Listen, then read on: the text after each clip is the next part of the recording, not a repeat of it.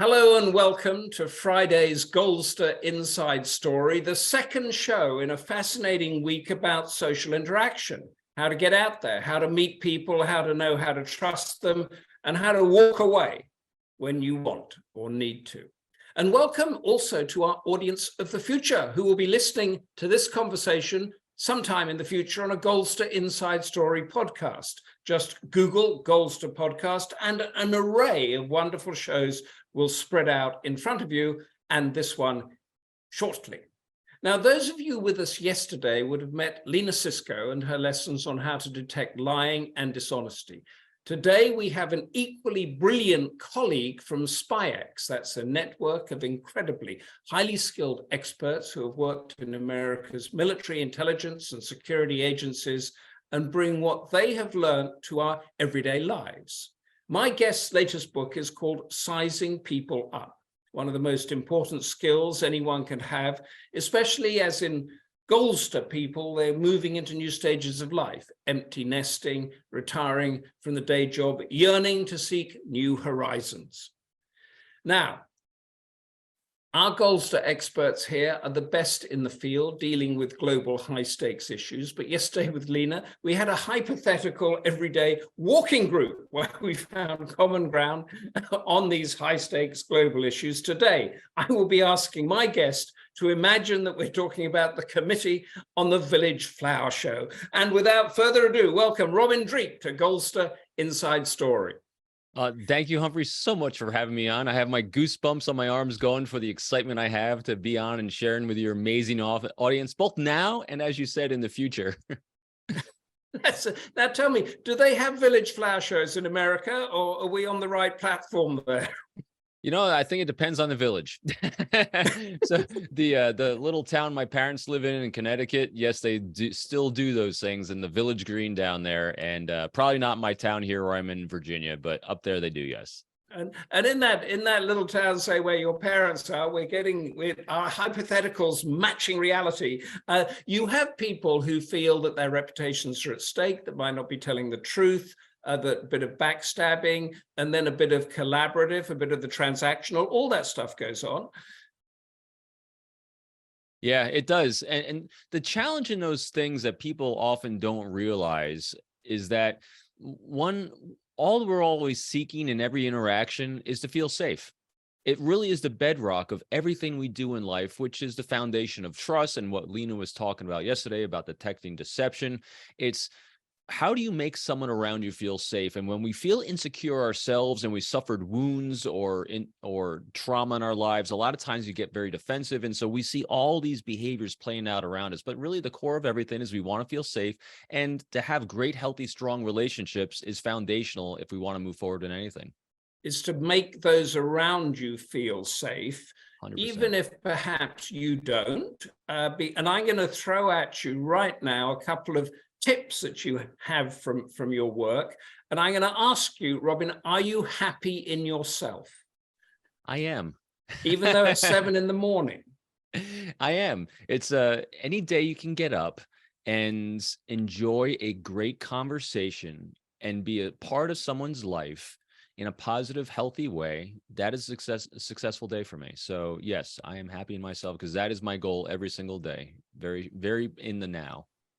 And those people that aren't happy with themselves, that maybe feel the world isn't as safe as they would like it to be, are these the people that think, oh, there's Robin Dreeke, he's more successful than me, or he did a bad thing to me, or why why is this pothole in the road here, or the workman, give us an idea of that. Yeah.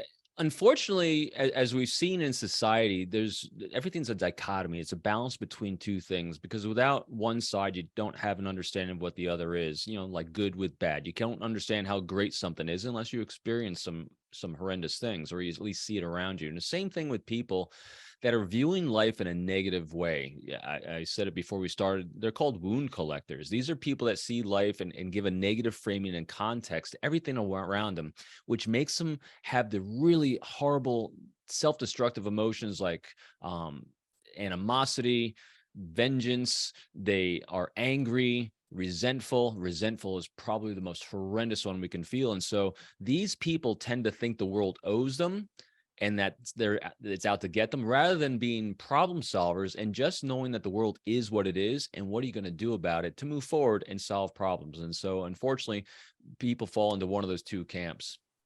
You mentioned problems there, and one of your other tips, and we're going to get into this, in more detail later, is do you look for problems, Robin? Because you advise us against looking for problems.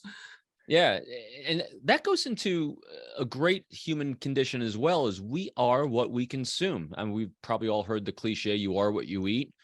You are what you consume. And if you are doing nothing but consuming negative things, negative energy, negative news, it's going to embody you. I mean, who hasn't walked out of a movie in a cinema and it was a really uplifting one, and you walk out and you feel like $1,000,000? If you walk out of a Rocky movie or something, you want to walk out and you feel like you can go run a couple miles, and then it kind of fades away. Same thing when you read a book. You read a great book and you're really uplifted and you feel really good and you want to solve problems if it's a mystery or something. If you're consuming negative things, it's going to do exactly the same thing to you. And if you're constantly surrounding yourself with negative energy and negative thoughts, it's going to consume who you are. You need to really balance out and bring in some positive to what you're trying to do. Well, that must have impacted us all in the past few years, because if you look at the news cycles, everything is negative, whether it's a war going on, whether it's a crash, or whether it's our politicians who, our grandparents' generation or parents' generation would generally trust, are now ripping each other apart. That's all negativity, isn't it? 100%, 100%. And unfortunately, I go back to where I think the origin of this is when I remember when cable was invented. I know you do too. Was when we were growing up, there was 5 channels on our television, and you had to turn the dial, and the news was on for about 30 minutes a day at night, and very few commercials, because it was mandated by the government that you had to put a public service announcement on there in order to have an FCC license. And so there was no marketing or advertising, because it was something they had to do, because they knew it was boring, it was informative, but the marketers wouldn't sell ad space on there.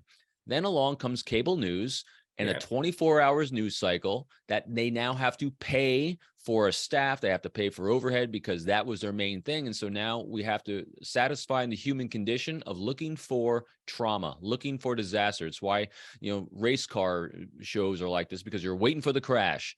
Yeah. And so that's what sells. And unfortunately, that's what they keep trying to one-upsmanship on, is the trauma they're going to show. And so that becomes a huge part of what people consume, unfortunately. Yeah, so I mean, we touch on this a lot in our discussions, but this is having an impact in our society as a whole. But I just want to ask you this question about the problem hunting or solving thing. What is the difference between looking for problems around you and assessing danger around you to make sure that everything's as safe as can be? Yeah, they can be overlapping. There's a lot of Venn diagrams where you have overlap between the two, but looking for problems rather than looking for solutions is a mindset. And feeling safe is just being really aware. And they're separate, but they're overlapping. So feeling safe is our ability to be calm and present. Presence is so important with everything that we do. I mean, you're a world-renowned traveler, interviewer, and everything. And in order for you to be successful in those environments, you have to have been completely present to see, to hear, to observe what is with the utmost challenge in the world, and that is letting go of your own confirmation bias of what you think you're seeing and just seeing what is. And so what we're doing when we're trying to feel safe is taking in that environment. If you want to feel safer, that's what you need to do. Be completely present, as opposed to problem solving, which is then look for the positive, look for how to move forward. A lot of that feeds into an issue that I'm going to get to. I want to go back now and look at your FBI background, but to go back to is one of your big things is curiosity. Is that the more curious you are, the sort of safer you can be, because you know everything around you. But I'd like to sort of start at a tangent, because in the news here yesterday, well, in 2017, there was a suicide bomb attack at a concert in Manchester with more than 20 dead. Hundreds were injured by an Islamic terrorist. And yesterday, our domestic intelligence service, MI5, apologized publicly for missing leads that might have been able to affect it. MI5's official name is the Security Service, and quite often it's compared and said that it's the equivalent to the FBI, the Federal Bureau of Investigation in America. But they're not exactly the same, are they, Robin? Could you give us the difference? You bet. I've had the great privilege of working a lot with both MI5, MI6, and what we call the Five Eye partners around the world, because I did nothing but counterintelligence in my FBI career. It was all about recruiting spies and protecting the national security of the United States and our NATO ally partners. So what MI5 does and how it compares to the FBI is really, really simple. What I did inside the FBI, working nothing but counterintelligence, which is domestic security service, is exactly what MI5 did. My job was, when I was in New York City, I call it covered because my job was to monitor all the hostile threat nations that did not have the best interests of the United States and our allies at heart, like Russia and China, top two right there, and to try to recruit their intelligence officers that are serving under diplomatic cover of the United States. That's the primary mission. MI5, very, very similar, and also as a domestic security service working counterterrorism.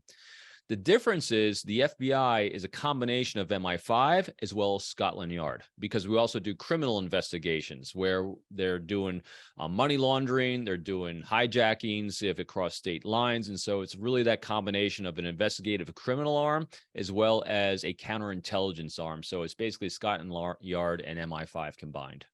Okay, so what you were doing pretty much matches what the guys were doing that were trying to stop all these Manchester-type bombing things, Yes. and have had a great deal of success in it. It's the one that gets through that we all notice, of course. Right. And then the FBI agents that we see in the movies and everything, those are more like the police, but they're federal, aren't they? They can go anywhere in the US as opposed to this in a particular state. Right. And also not reactive. You know, you have first responders that are the local police departments and the state police departments that are first on the scene, secure the scene, make people safe, take care of that kind of thing. And then you have the investigators show up, which is the FBI, to kind of do the more deep dive investigations. And a lot of times, if it's a more of a local jurisdiction crime, they'll call on the FBI to provide resources like the behavioral analysis units or my program, the behavioral analysis program, to help understand the types of people that would do this type of crime so we can go out and kind of find them. Yeah, I see. And I think in our case, it's the Metropolitan Police. That's essentially the London police force, but that handles terror all over the country in conjunction with MI5. But thank you for that, because it actually brings me right to the next question to ground you so that we know who we're talking to. You became head of the Counterintelligence Behavioral Analyst Program or unit. All right. What is behavioral analysis? Behavioral analysis is really understanding people, plain and simple, understanding people and their motivations for life. And everyone's got different ways they enact that. But what I found with my program, what we did was we strategized as a team human interaction. It was spy recruitment cases, it was espionage investigations, false flag operations, double agent operations, all that, as I call it, hooky spooky spy stuff.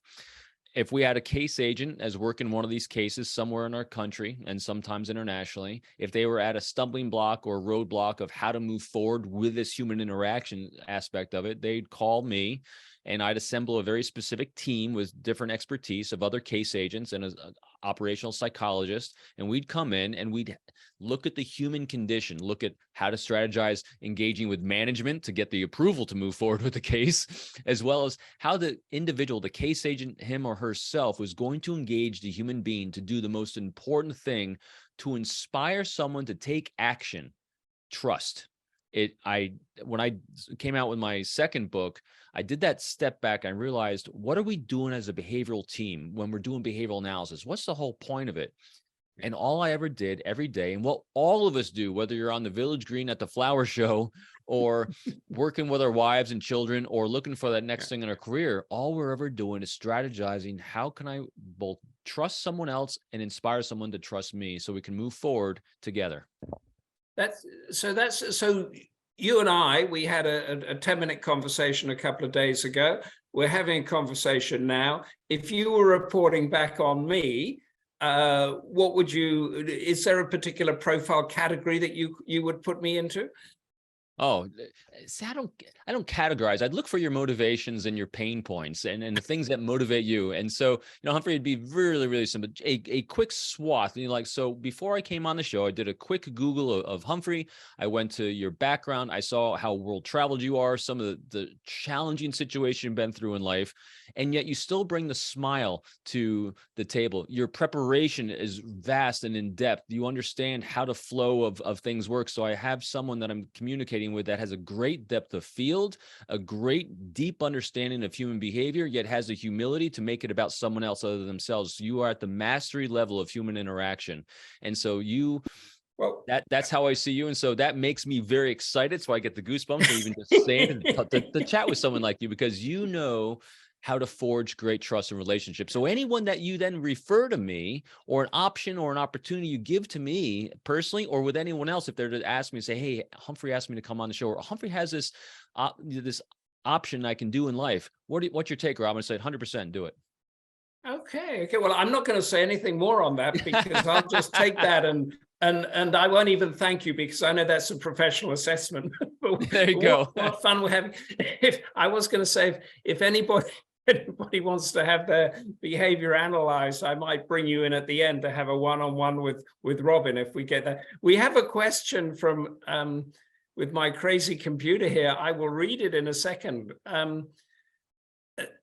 From Angie, Robin, your career has spanned both analog and digital modes of investigation. Give us a flavor of just how seismic a change the advent of digital tech has been. Yeah, interesting question. It is an interesting question.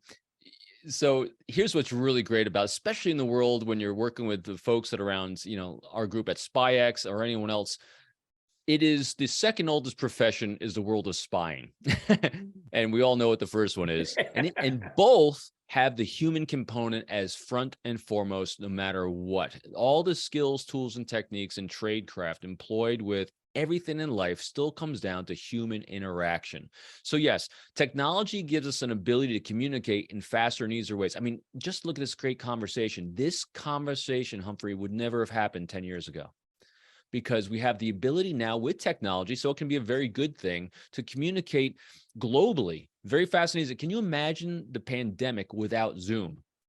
Yeah. Just like it was, back during the Spanish flu, in the early 1900s. It was horrendous, as bad as the pandemic was and COVID was on everyone psychologically and mentally. It was much worse in those time periods. But luckily, so I'm a problem solver. I see things as half full. Technology is fantastic as long as you're using it to consume healthy content and using it to communicate in a healthy way with others.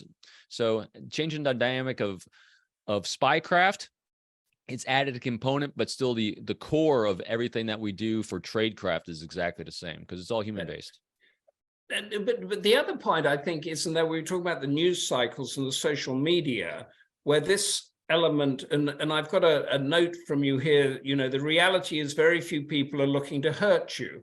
This is what you've written, and right. That we all have this sense of good in us or trying to help people. But in social media, it's different, isn't it? So there are these two parallel worlds? No, the motivation that we all have is to be accepted, valued, and heard. And what happens is that if you don't feel someone's accepting you, valuing, hearing you the way that you want to be, and again, if you're seeing life as negative, if you're a wound collector, and now if you're giving yourself a negative confirmation bias with the information you're looking for, and I'm sure Lena even talked about this yesterday, if you're looking for deception, you're going to see nothing but deception. You have to look for communication and then assess, is it positive, negative, deception, or truth? And so the same thing with media. If you're looking for something to be negative, you'll find it. But if you're looking for the positive, you're going to find that as well. The real problem with social media right now is people are using it as a substitute for this. And even though we're not in person, at least we have a lot of human interaction here. We can look at each other's nonverbals, and I'm not looking for you to click a like button. Because people get addicted to, I think I always do this analogy. It takes like 100 likes on any social media platform to equal one. Hey, really nice job today, Humphrey. I really appreciate you. Yeah, that would be.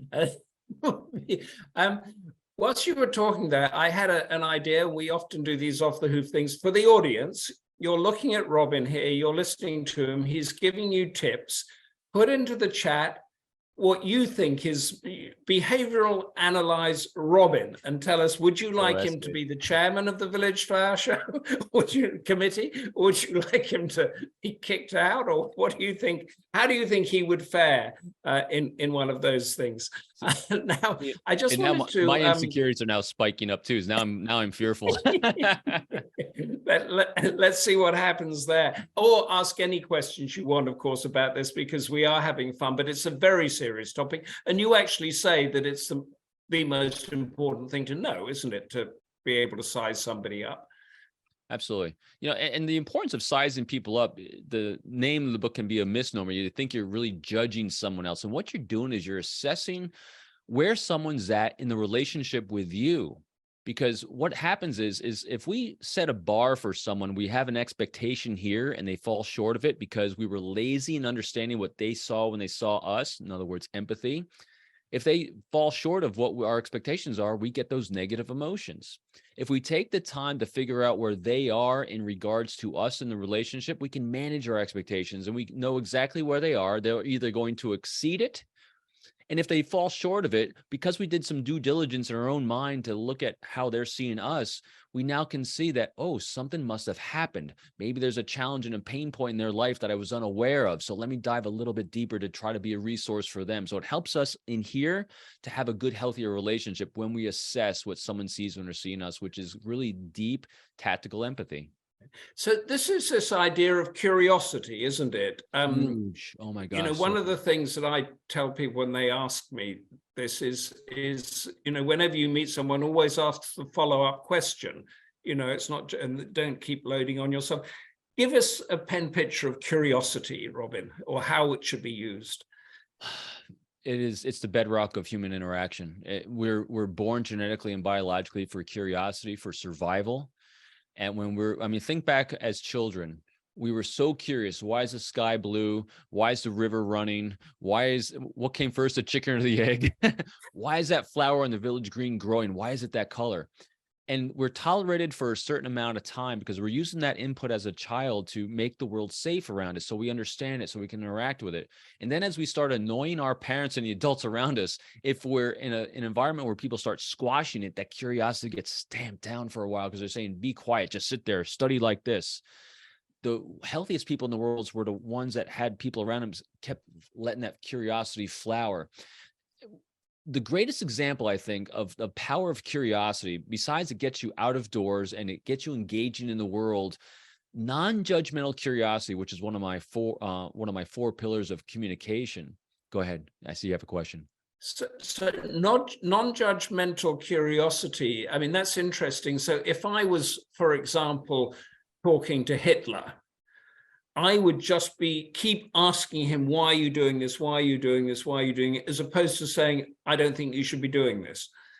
Absolutely. And I would shift the question from why, because why gets an emotional response, which can be very subjective, to I'd ask what are you hoping to achieve by this? What do you think the outcome of this? Because what questions get people to be more specific and objective, and it gets them thinking. So absolutely. When you're in a profession like I was, and a lot of people I've had on a show, where you are interacting with people that have, from your context, committed the most heinous crimes against humanity. And if I'm going to sit across from this person and they think in any way I'm judging them, they're not going to share. They're not going to confess. They're not going to tell me how to save the children they molested or find out where they are. And so if you can't let go of your own negative confirmation bias when engaging as human being and at least discover what created them, because human beings are born. We all share a commonality in life: death, birth, and trauma.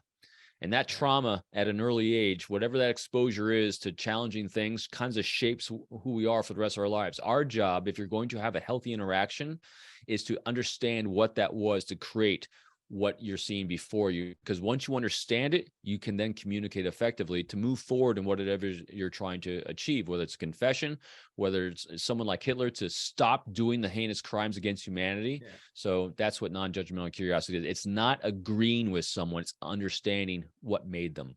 So what made bin Laden bring down the Twin Towers? What made 100%. Hitler do what's making Putin do what he's doing at the moment?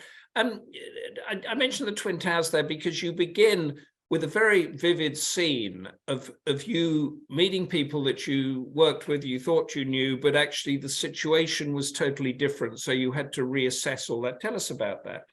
Yeah, matter of fact, this is a piece of glass from the World Trade Center. Oh my goodness.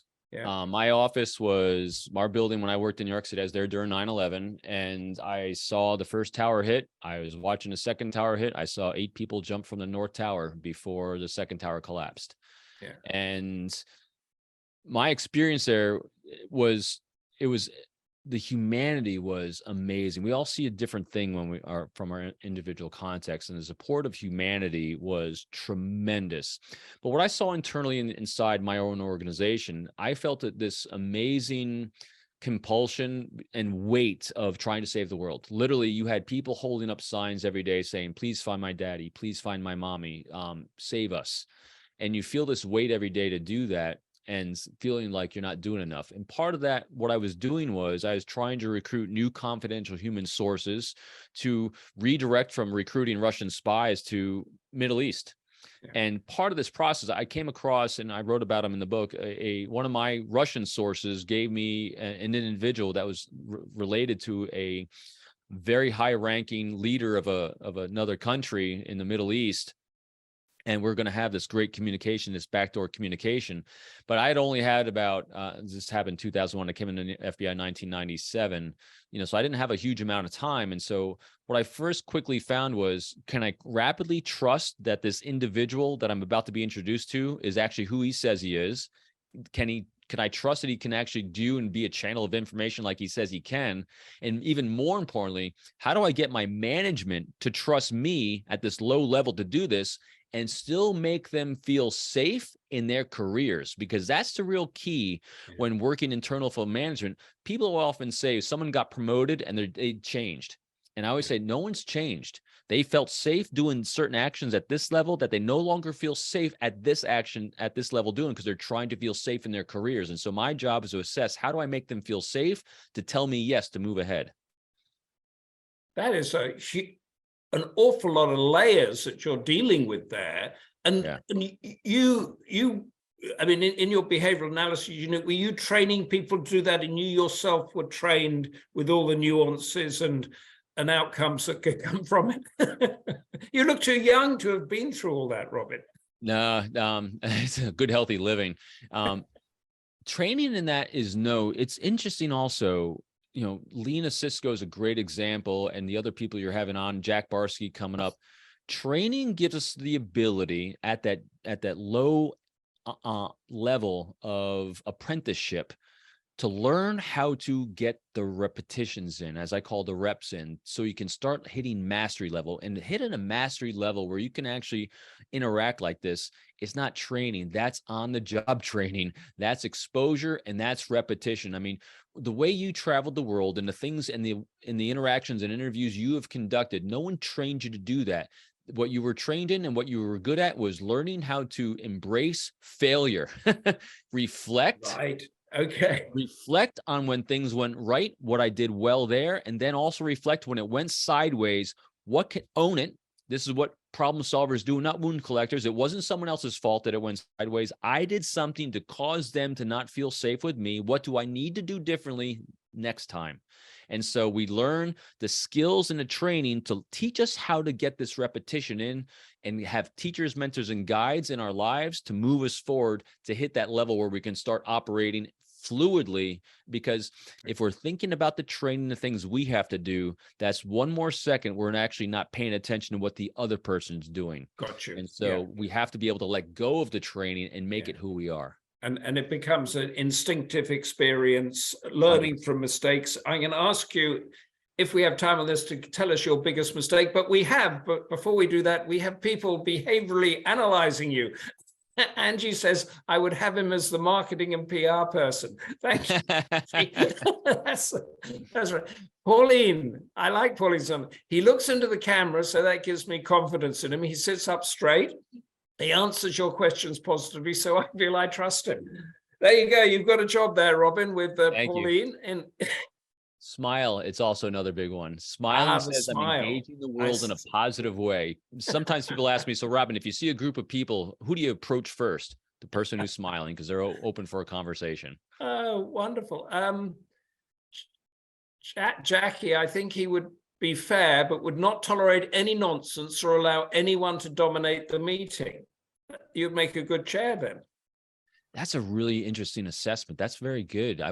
So I'd be curious. My next question, follow up for her, is what made her think that? Okay, who was asked that? Let me go back there. That's a really Jackie, good observation. Can you tell us what made you think that? Robin is curious, so he's showing us his curiosity. and also present, because this is a great example of not just, hey, that's the really nice thing. I heard her words. Those are very interesting words that kind of deviated from a norm of what people are saying. It's like, that kind of stood out a little bit. She's seen something a little bit deeper in a behavior of someone who's smiling, trying to be polite, not monopolize the conversation, although that's what I'm just doing now. But it's really interesting deviation. So that's what an example of being present is hearing the words that someone else says and then be curious about those words rather than trying to give you mine. That's fascinating. We have one here that Anne Majo says, I'm absolutely a fanatic of Criminal Minds BAU on TV. Are the series realistic? I think that's one of your colleagues, isn't it? Yeah. So the BAUs and Criminal Minds, so my program, there's a lot of behavioral programs inside the FBI and all across law enforcement. So the BAUs, the behavioral analysis units, they have 4 of them. At least when I left, they had 4 of them, with each had different specialties, and they generally deal with abnormal psychology and criminal actions like murders, crimes against children, crimes against adults. They also deal with terrorism. And so it's abnormal psychology, and they're typically looking for people that they don't know who committed the crime. That's why they profile. My team, which is the behavioral analysis program, is a part of it and embedded, but we were very specific with counterintelligence operations, and we typically dealt with normal, healthy human interactions, because spies, they're highly educated, they're highly world traveled, they're very curious people, they're operating, tend to be at a different level. 99% of the time, they're not committing crimes. They're going for open source information to compromise. And so it's kind of a different dynamic, all human focused, and definitely working and collaborating together. But I always say it's as a sphere, you have abnormal psych on one side, normal psych on the other. And so I was more on this side than that. Oh, okay.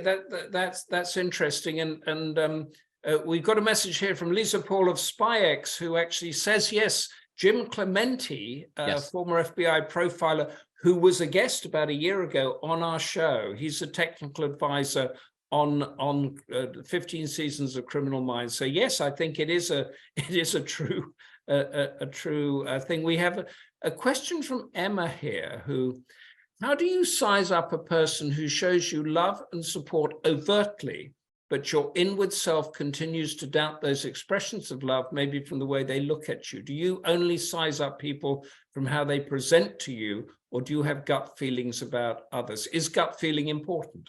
Oh, what a great question. So what you're seeing, and you're picking up on this, and what a great job. And Emma was her name. You're picking up on incongruences. That gut feeling that sometimes people say, I just have this intuitive gut feeling towards people. What you're doing is you're seeing an incongruence between what they might be verbally saying and the emotion that they feel internally. So their nonverbals and their verbals become incongruent. They can be saying all the right things in the world, but their actions, words, and deeds and internally might be different. So, and what that looks like to us in general terms, they make me feel creepy. And so we're seeing an incongruence there. Now, here's the important thing. It doesn't mean someone's a bad person. It means either they're making a great effort to overcome who they are internally because they're working on themselves, or they are trying to manipulate you as well. You have no idea what that is. So the important thing is just to assess it, take note of it, and just keep observing and make your own decisions based on the level of trust you're willing to give someone who's not being completely transparent, because what you're seeing is a lack of transparency. Because the greatest thing we can do to forge trust, move forward and solve problems is transparency, and that's open, honest communications. Two is using vulnerability, being transparent yourself. Those are two of the greatest things to overcome anything. And believe it or not, as a spy recruiter, I'm the first one to tell you, I did all I could to never lie, cheat, or deceive anyone, because it destroys trust. And when you talk, when Emma talked about gut feeling there, that gut is what we were talking about before. It's the training piling into the instinct, piling into your curiosity. It's not just a sort of pure gut instinct. Absolutely. And a great point of this too, Humphrey. I've heard a lot of people that said, I'm just really good reading people. If I hear someone say that and they're actually pretty accurate on it, I can guarantee you this. This is someone who's actually had some early childhood trauma. Yeah. Because what happens at the early stages in our lives, we're trying to feel safe. And if you're in an environment that you don't feel safe in, you become really, really aware of the human cues around you that are going to be threatening. And so you become a great observer of human behavior and behaviors that make you feel unsafe. And so we carry that forward in life. That makes us really, really good at reading people around us in safety. Yeah, now that's that is great. We have some other people now. Emma, who asked that question, I would have Robin as my psychologist teacher, and Pauline agrees. So you've hit a Angie. Oh, but Robin stopped his flow because he read Humphrey wanting to ask a question. So you were anticipating me. You saw the way I was about to come in, and you held back without either of us saying anything. Pauline says, assertive in sentence structure. Josie, eminence Greece is a good role for Robin. Eminence Greece. Jackie, direct eye contact. This is a wonderful compendium we're getting. Direct eye contact, quiet confidence in self, which gives members of the group a willingness to go the way the chair wishes. So yes, you could. Are you inadvertently steering my questions, Robin? Never. I'm trying to make everyone feel safe. And we have we're going from An Independence in Homeland. If you watched it, could you have observed Carrie's psych profile bipolar, helping or hindering her work as a CIA agent? I watched Homeland. Did you watch Homeland, Robin? No, I didn't. It's a good question. Say it one more time, because I think I can answer it. Yeah, she was the star, but it was Emma says, Robin, you hit the nail on the head. I'm a great reader of people in general because of my childhood. I should have been a detective. There you go, Emma. 100%. And Lillette, wow, so interesting about childhood trauma and the need to read people. I thought it was just my interest. You've obviously hitting in our committee of the Village Flower Show. we're hitting some points here. I wanted to go into some other elements that you talk to. There's two things. You talk us about the 10 positive tells for emotional stability, and then you talk about some tells of analyzing people before. But people who, for emotional stability, those people who show an abundance of appreciation, who are hard to scare, who are impeccably rational. Yeah. And then you talk about the code of trust. Wrap up those thoughts for us. Oh, they're all this. Everything I've written is as everyone knows, life is not a destination, it's a journey. And so we embraced it today and the things we know today. Someone asked me the other day, is there anything that you would have included in any of your books now that you didn't back then? In the moment back then, no, because they're a flow of where we currently are. It's kind of funny that my first book is about rapport, which is about quick, strategic, tactical 5-minute rapport. The second one was about trust, which goes a little bit deeper about my behavior, and sizing people up is reversing it, because I understood, wow, if I emanate trustworthy behaviors, someone else is going to trust me. So it's reading that. So it was an evolution. So all these things coming together, again, I'll just encapsulate is, how do you make a conversation? How do you make any dialogue about the other person? How do you overcome, especially if you grow up with trauma? I had some great, fantastic trauma growing up, which made me exceptionally self-reliant and resilient, which is me focused. But the problem with that is that over a period of time, leadership is about others. Power is about self. It's about, look at me, it's popularity. I guarantee you the popular people in school growing up are too me focused. And it's not because they're bad. It's because most likely they had to do things to survive and feel safe. So that made them self-reliant and resilient. What happens is in some point in our life, we have to realize we have to be able to reverse the dialogue and make it about the other person, demonstrate to them that we value them, that we want to affiliate with them, and that they can feel safe with us. And I see you, I'm present. And there's 4 things. So I'm going to encapsulate all my books and everything I do in these 4 simple things to reverse the focus from yourself to others. Number 1 is seek the thoughts and opinions of others instead of sharing your own. 2, talk in terms of their priorities, challenges, and pain points instead of yours. 3, and we talked about this a lot, be non-judgmentally curious. Give the greatest gift in the world, be a Leonardo da Vinci, be a Benjamin Franklin, be an Einstein, and reverse the focus and make it and be curious about others. And finally, when appropriate, empower people with choices. When you do one of those 4 things, the entire shift goes from you to them. Their ancient tribal brain says this person sees me, they value me, they make me feel good because they're present, and their brain says trust. That's so you can. And the thing is that there are people, I think, that we all meet who, whenever you talk about something, will always turn the conversation to themselves at some stage quite quickly. What is the name for that type of person? That is someone who is insecure. Yeah. Yeah. And what happens when people do that, I see some pain, and then I own my part. And so this is what's really important here. I think if you see someone have an inappropriate behavior that is off-putting to you, what did you do to cause it? And this is like, oh, I'm always wrong. No, it's like what happened is it's not about you. They're not doing things to you. They're being who they are. Something, your presence in their lives some way flared up in insecurity, and they have to feel they're trying to prove themselves to you. They're trying to prove their worth to you. They're trying to prove that they're as good as you, to be in part of your tribe and in your circle.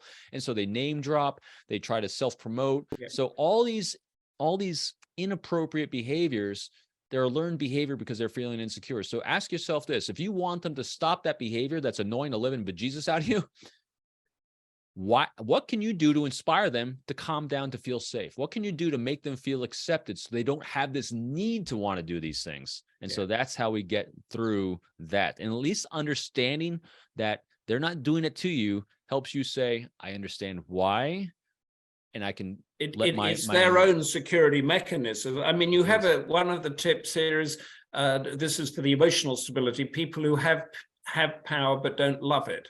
Yes. And that's what, when you said you don't need to name drop, you don't need to boast, you can just walk through whatever you're doing.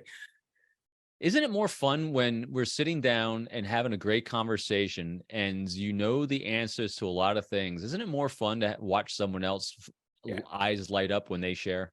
I mean, literally, it's one of the greatest things we do as a human being is to demonstrate that we value someone's contribution. It's so much more exciting to watch someone else be more excited than we are. It really is. So, and when you can get over yourself and your own insecurities, because granted, for most of my life, I was that person. I wanted to self-promote. I wanted to say, look at me, look at me, look at me, look at me. I can recruit all these spies. Look at me.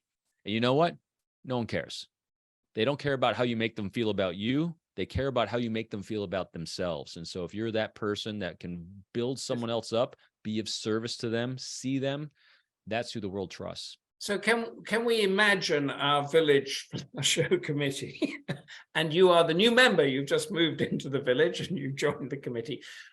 How do you balance the curiosity of being interested in the other people, but also telling them about yourself, because people do want to know a little bit about you? Sure. What is that? Is it a 20%, 80%, or is it? I'll typically, there's a couple of interesting things in there. When you are actually doing a really good job of asking what questions and being curious about people's origin story, I love discovering an origin story, just like you were doing and you have done. Is like, what forged this person and what's the thread in their life that led to today? When you start with that, getting people to be quiet is really hard. And them being interested in you generally doesn't happen all that much. But if they are, share. And because that transparency and openness, if people have a need and desire to feel safe because they need to know more about you, give them that gift of feeling safe and share. at the same time, they'll realize as soon as you start sharing, your dopamine in your brain starts kicking in because you're like, I'm being validated, I'm being accepted, I'm feeling great. Let me keep sharing. Be very, very attuned to when it's time to stop. Like I've been monologuing a lot at you, and when and the very astute, studio audience saw that I stopped mid-flow because your mouth went, because you had a question. I was like, oh, I'm too much. Let me stop. It's all about Humphrey again. And so share until you can't. Yeah, no, I mean, on that, I mean, I think Angie sort of touched on this point. She said, Robin, I hear everything you're saying about conversation, but I probably overdo it, says Angie, ending up either being told to stop interviewing or else feeling frustrated because that other person talks only about themselves and didn't ask a single question about me. So So when you hit the ones where no one asks you a question about you because you have mad skills on making it about them. The last technique in my first book, The 10 Techniques to Quick Rapport, is manage expectations. I literally put that one in there for my wife. My wife is one of the world's beautiful people that'll ask you all about you, your family, your kids, everything that's going on in your life. And she'll get back in the car, come back home, and so annoyed that no one asked her one question about her. And I was like, because you're too good. So when you give the great gift of validation to others, manage your own expectations. Take joy in the fact that you gave a gift, not that you're going to get one back. There we go. In fact, that was number 10. I'm about to get on to now the 10 quick steps for establishing trust, which in an earlier book is a little bit what I would say in technical language in your trade. But let's go through as many as we can in the time we've got left, or as interesting as they are. Establishing artificial time constraints. What is that? That is it's a really funny little goofy one I stumbled across in a book many years ago. And so let's first encapsulate, what's the point of quick rapport? A quick rapport is to make someone feel safe really fast. And to make someone feel safe, we have to give as much power to them as we can. And so when you establish a time constraint, what you're doing, and whether it's stated or implied, you're letting the other person know there's an end in sight, which gives them a feeling of choice. And so you can either state it's like, oh, I'm so sorry, I got to get back to work in like 30 seconds. May I ask you a quick question about where you purchased that? That's an example of, here's a time constraint, I got to get back to work. So you know it's going to be quick and it's over. It can be implied, saying you're standing next to someone in the queue. See, I know British words here, in the queue instead of the line at a checkout, to purchase an item, or outside of a restroom to go to the bathroom. That's an implied time constraint that, listen, we have a short period of time, it's going to end. As opposed to someone sitting down next to you at a pub and saying, hey, can I buy you a drink? Yeah. Shields up, when's this going to end and what do they want? So when a time constraint gives the other person a feeling of control, which makes them feel safer. Yeah, so if somebody says, have you got a moment, and you say, I give you 2 minutes, then you can, although you might, not have that constraint. That's a very interesting one. Put in an artificial time constraint. Accommodating non-verbals. Now, we talked about non-verbals a bit with Lena yesterday, and I think somebody said, can we have a whole session on non-verbals? So give us a bit more about that, Robin. I am at the macro nonverbal level, and see that, even that right there. Yes, what you want from nonverbals when engaging human beings and trying to make them feel safe is to emanate safety. Open, accommodating, eyebrow, anything up and out is saying, I'm open and I'm here for you. I'm safe. Palms up, ventral displays they're called, smiling. So real smile, not one that's pulled straight back. It's a real full facial smile. Like I have joy, congruence of it's in here and out here with seeing and engaging with you. A little head tilt that I've been having the entire time, exposing a carotid artery right here, saying I'm trusting the world not to rip out my jugular. Eyebrow elevation is up. All these things are saying up and out. Mark Bowden is a great nonverbal expert, and he was on my show not too long ago. He had a great analogy to think about this when it comes to open nonverbals. He goes, think about being really, really cold outside, and then all of a sudden, it's like all bundled up, it's been rainy and wet and cold, and you come inside and you stand by a fire, nice warm fire, and you start taking your clothes off and opening up to absorb that warmth. That's what you want to do when accommodating nonverbals. And when you're analyzing or just getting to know somebody and that thing, somebody who's shy, for want of a better word, and they're sort of like this, assessing you, and then as the conversation goes, they go like this, you know that you're slowly getting through to them. Yeah, and that's all we're doing is we're just establishing their normal. Yeah. And that's what we're doing when we're doing behavioral assessment is I'm always just establishing what the normal world around me looks like. And then I'm just going to look for deviations from that. So if someone's shy, okay, there's no bad nonverbals. They're just indicators of how someone's feeling emotionally. Yeah. And so if someone is more closed up or a little timid at a first engagement, okay, that because that's them in the moment. But if you have a great conversation, the key here is tempo. You have to go according to their tempo, because if you start pushing the tempo according to how fast you want them to, yeah, who's it now about? It's about me. And all you're going to get is more of this. Yeah, they go, slower rate of speech. I mean, you and I are both speaking quite quickly at the moment, but what does that mean? It means don't be me. So they did a great study many years ago where they put, I think it was 15 women on one side of these blacked out screens, and they had about 90 males on the other side. And each one of these males had a different tenor, intonation, tempo of speech, and they had them each read the same paragraph. And on the other side, where the women couldn't see them, the women that were listening, only listening, had to assess what they thought the individual looked like and whether they thought he was trustworthy or not. And without fail, the males that had some good late night FM voice, good tenor, modulation, and a slightly slower rate of speech for the demographic in which the female was in, was 6'4", good looking, and very trustworthy.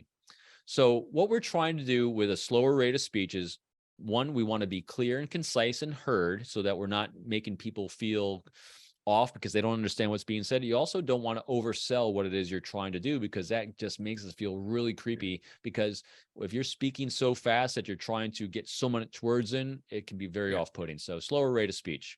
So just get, and also, as you know, we're told just get 1 point over, however you wrap it. If you try to get 6 points over, then everybody forgets them all, which reminds me of something I wanted to ask you now. It doesn't matter in the middle of all this. You talked about the difference in types of relationships, a transactional relationship and a collaborative relationship. Yes. What is, give us that. Yeah. So there's a lot of really great, fantastic people in the world of human interaction, negotiation, crisis negotiation, Lena's stuff on elicitation. A lot of that is transactional because it's happening in a small space of time where you're going for limited data points and limited information. And so you're going to use the skills, tools, and techniques to establish quick trust, quick rapport. And it really kind of happens at a tactical level. People often ask me, so Robin, how's your stuff and trust and all that different? I said, well, I pick up where they leave off. In my world where I was recruiting spies and conducting these operations, things I did took up. There's literally one case. Matter of fact, in the book, The Code of Trust, I go through a Russian recruitment case that spanned my entire career of 22 years. Same individual. Because everyone operates at a different speed, different pain point, different priorities in life as they evolve and change. And so tactical is a great starting point. Quick rapport, elicitation, all those things happen at that strategic little level. And then you have to move beyond there. If you're going to be in charge of the flower show on the Village Green, that is not going to be a transactional relationship. That's going to be a long-term established relationship of trust. Right. Okay. And to what extent is that connected to your number 8 point from your early thing? Connect with the quid pro quo. That's a great one that goes back to your question. If someone has a question for you, how much do you share and not overshare or not make it about you? And so what quid pro quo is about is like, it's giving someone an understanding of how we're connected. And so as you hear someone share an anecdote or story, because that's all we're doing as human beings, we're always sharing anecdote and story to have a connection and to assess. Think about this. We all have conversations where someone is curious about you and you share a little bit about your background, a little bit about the spy world or the books you read, and I share. And I get the great Humphreys of the head tilt, the nod, the smiles, the people asking questions. Oh, you accept me for who I am. Let me share more. Let me share more. The problem is that you got to stop at some point and go back so I can hear what your anecdotes and stories are, so I can say, oh, wow, we're similar. We're part of the same tribe. We have similar experiences, because that makes us bond, because we have this overlap. And so that's all we're doing. We're sharing anecdote or story, and quid pro quo, that technique is saying, hey, it's okay to identify commonalities, but don't overdo it, so that you want to keep it in balance. Yeah, okay, and that gets back to Angie's earlier question. I forgot that. Can you wait where you are at the moment, Robin? Don't do a thing. I have to tell everybody what is coming up. Then we're going to come back to you. Angie has a final question, which is about, I think it's about, do you change the way you operate, whether you're here or whether you're in the States? But firstly, we have on March the 7th, Alistair Hignell on Purpose, Passion and Grit with Enid Bakewell, who's an international England cricketer who at 82 is still playing strong. And on March 9th, Lucinda, we go to the literary world on Inside Story with Rock and Roll with the author Philip Clarke, whose biography just out is of the legendary guitarist of the Kinks. That's Dave Davis, living on a thin line. And he's currently writing a history of the sound in New York City. That'll be interesting. March 10th, that is the next day. I think that's next Friday. Lucinda guides us deep into the literary world with Natalie Jenner and her best-selling books, The Jane Austen Society and The Bloomsbury Girls. March 16th, I am with John and Mary James, who run an award-winning independent bookshop on the wild Suffolk coast. And they also founded the Albury Literary Festival, which is starting this weekend, and have edited their own anthology of Suffolk writings.